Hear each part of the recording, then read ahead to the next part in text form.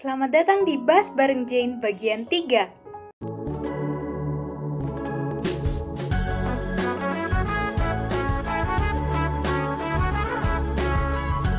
Pada pembahasan kali ini, kita akan membahas mengenai sumber daya alam di Indonesia.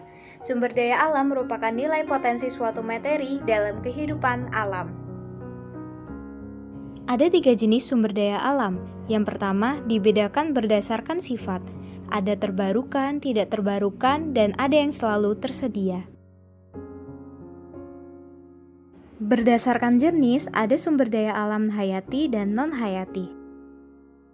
Sementara berdasarkan daya guna, ada sumber daya alam penghasil bahan baku, penghasil energi, dan penghasil ruang. Terdapat 4 potensi sumber daya alam yang ada di Indonesia ini. Yang pertama, kehutanan. Ada 3 jenis hutan yang ada di Indonesia. Yang pertama, hutan konservasi, yang berupa suaka alam, pelestarian alam, dan taman buru. Yang kedua adalah hutan lindung, dan yang terakhir adalah hutan produksi yang tetap, terbatas, dan dapat dikonservasi.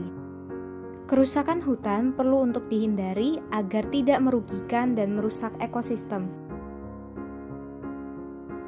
Lalu, ada pertambangan yang memiliki nilai saing yang tinggi. Contohnya ada minyak bumi, gas bumi, batu bara, emas dan perak, tembaga, bauksit, nikel, dan timah.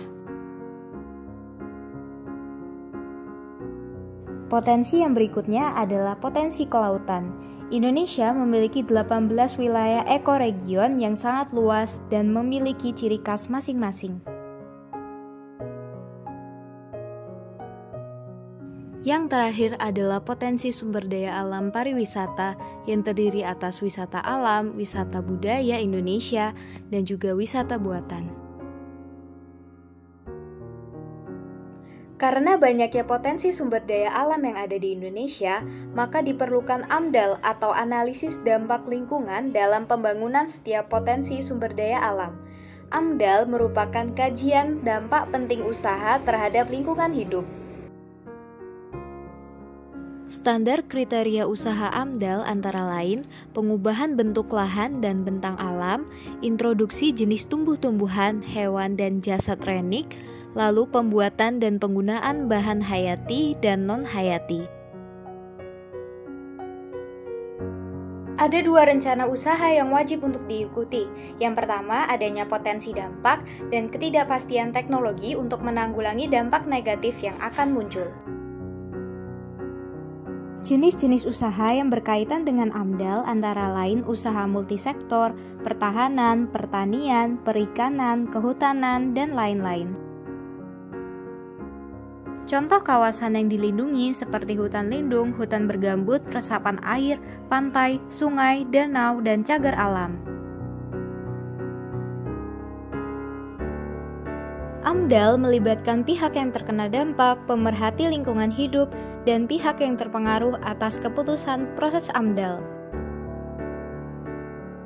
Dokumen AMDAL memuat pengkajian dampak rencana usaha, memuat evaluasi kegiatan sekitar lokasi rencana usaha, memuat saran, masukan, dan tambahan, lalu ada perakiraan besaran dampak, evaluasi holistik dampak, dan rencana pengelolaan.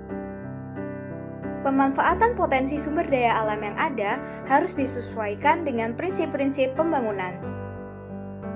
5 prinsip utama pembangunan berkelanjutan antara lain keadilan antar generasi, keadilan dalam satu generasi, pencegahan dini, perlindungan keanekaragaman hayati, dan interrelasi biaya lingkungan dan mekanisme intensif.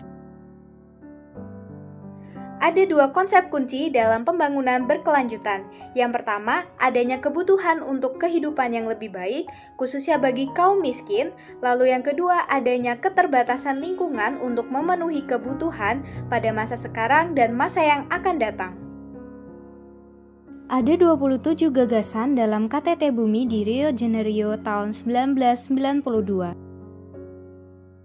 Ada 4 pokok agenda dalam Deklarasi Rio de Janeiro.